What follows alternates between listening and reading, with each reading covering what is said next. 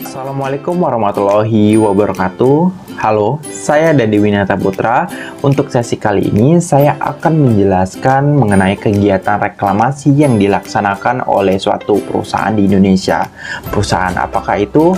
Perusahaan PT Timah Tbk. Maka dari itu, simak penjelasan dari saya.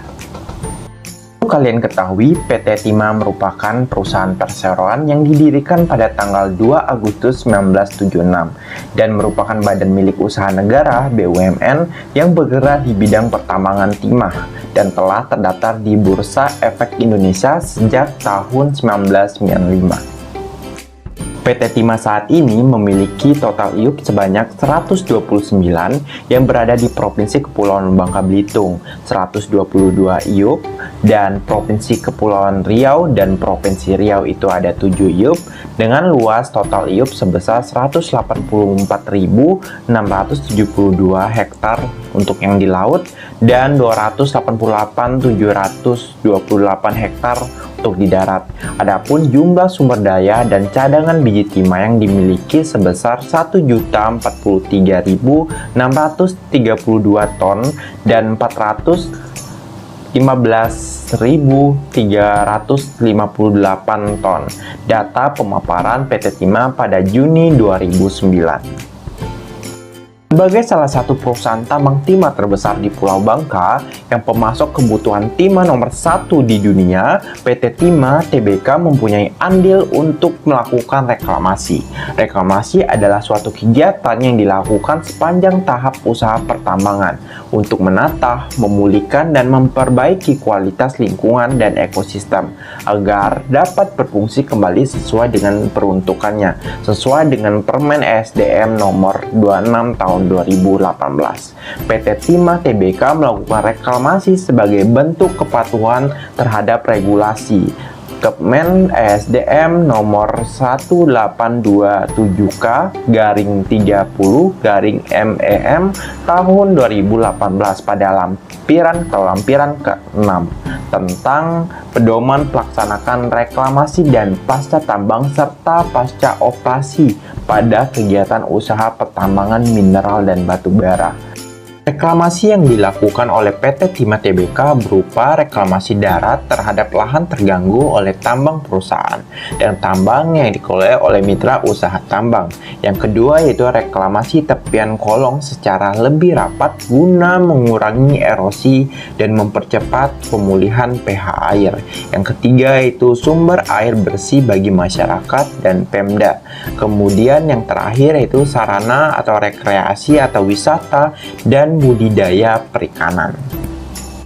Adapun program reklamasi di PT Timah Tbk ada dua macam, yaitu yang pertama reklamasi darat yang mencakup revegetasi dan kampung reklamasi.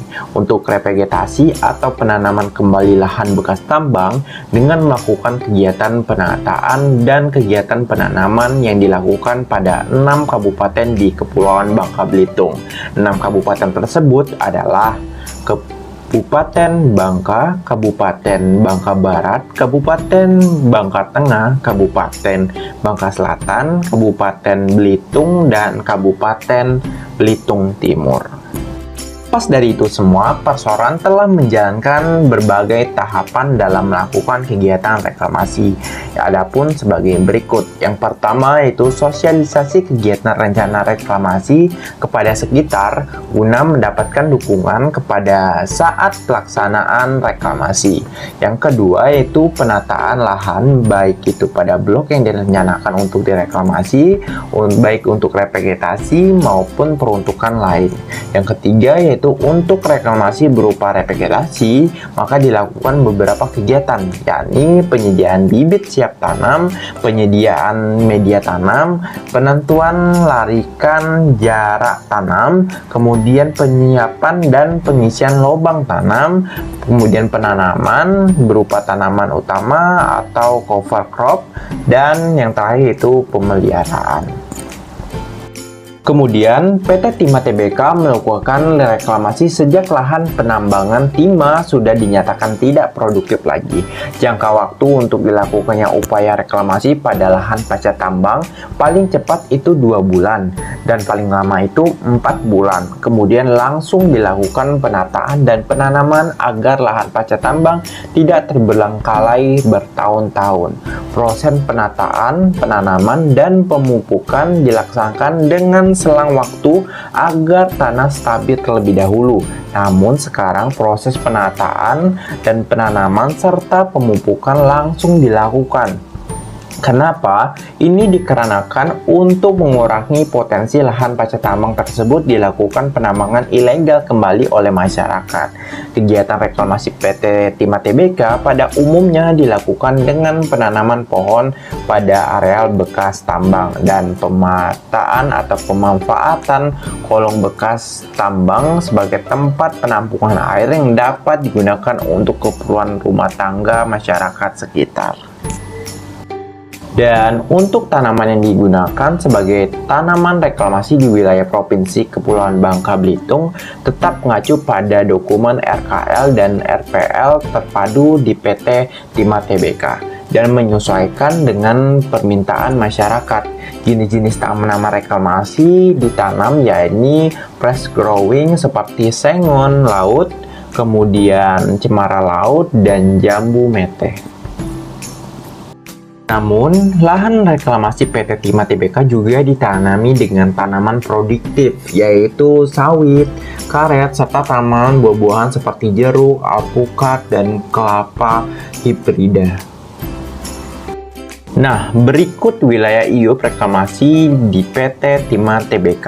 Nah, berdasarkan laporan berkelanjutan pada 2021 PT Timah Tbk, kegiatan pengelola lingkungan dan reklamasi PT Timah Tbk hingga tahun 2021 telah mencapai 2.463 hektar atau mencapai 102% dari rencana besar, yaitu 2.413 hektar.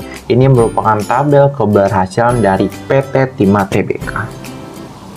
Kemudian, PT Timah Tbk juga telah melaksanakan reklamasi terintegrasi terletak di Kampung Reklamasi Air Jangkang di Kecamatan Merawang, Kabupaten Bangka, dan Kampung Reklamasi Selingsing di Kabupaten Belitung Timur.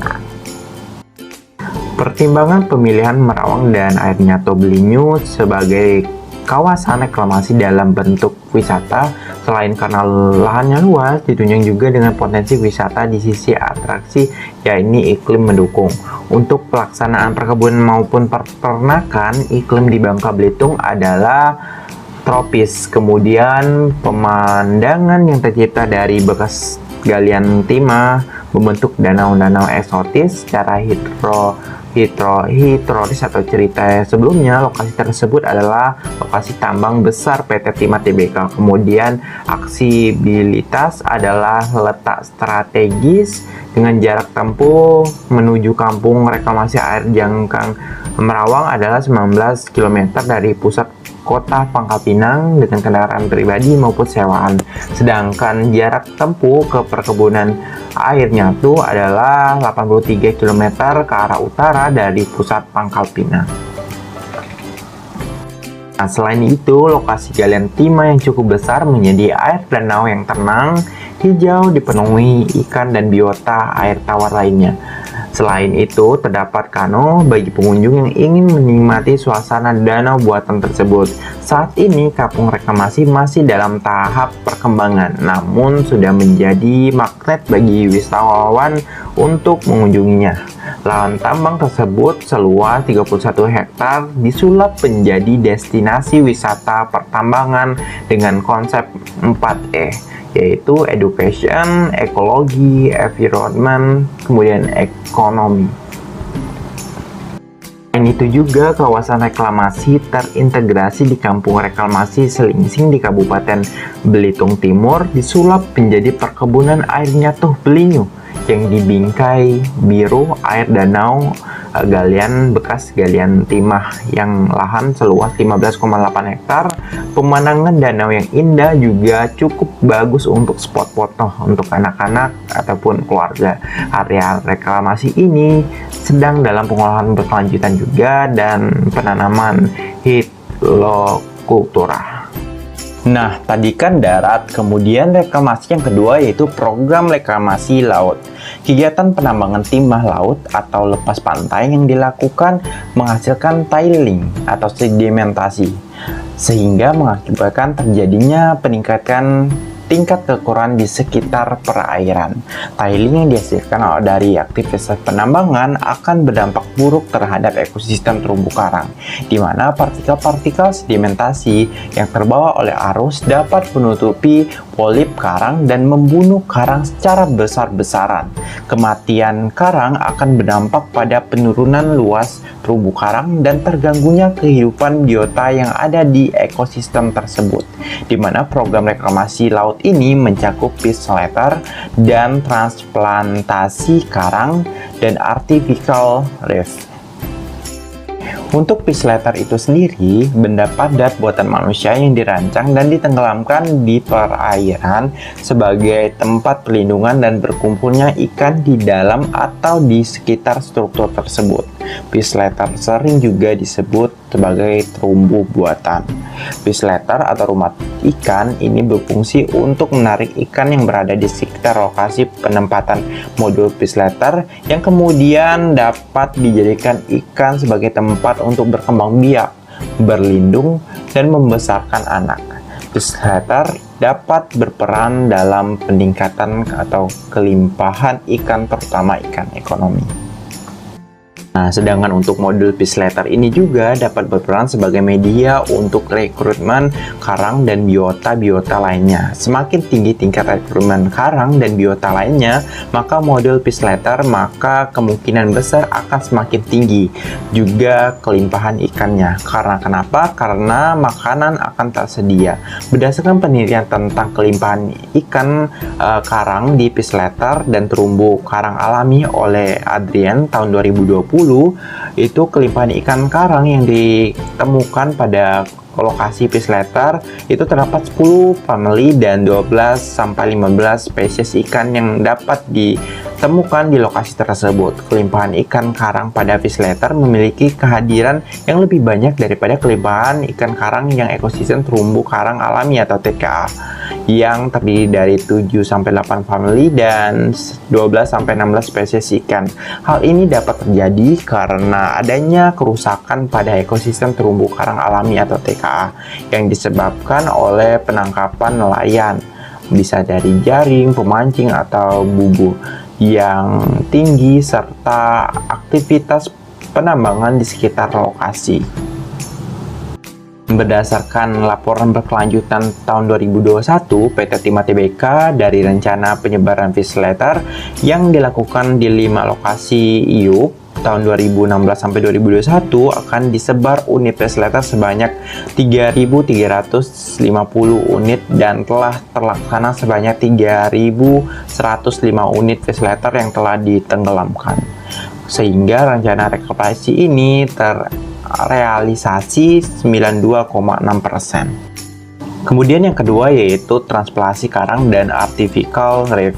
Untuk teknologi transplantasi karang adalah usaha mengembangbiakan terumbu karang melalui pencakokan atau pemotongan karang hidup untuk ditanam di tempat lain atau di tempat yang karangnya telah mengalami kerusakan.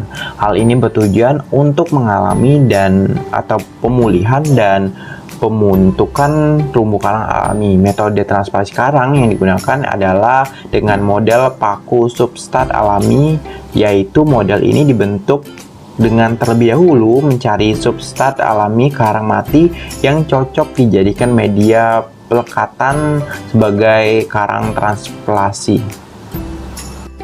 Sedangkan untuk terumbu buatan atau artificial reef merupakan struktur Bangunan bawah air yang memiliki karakteristik sama dengan terumbu alami. Material penyusun terumbu buatan dapat berupa blok beton, kemudian logam, ataupun ban bekas. Fungsi utama terumbu buatan adalah untuk mengganti habitat laut yang rusak sebagai tempat berlindung dan mencari makan, dan juga berfungsi sebagai penahan gelombang yang membaurkan dan mengurangi energi gelombang yang mengenai pantai. Nah, berdasarkan laporan berkelanjutan tahun 2021 PT Timah Tbk, menurut rencana reklamasi di tahun 2016 sampai 2021, transplantasi karang dilakukan sebanyak 1.525 unit dan terrealisasi sebanyak 1.475, di mana persen keberhasilan di sini yaitu 96,7%.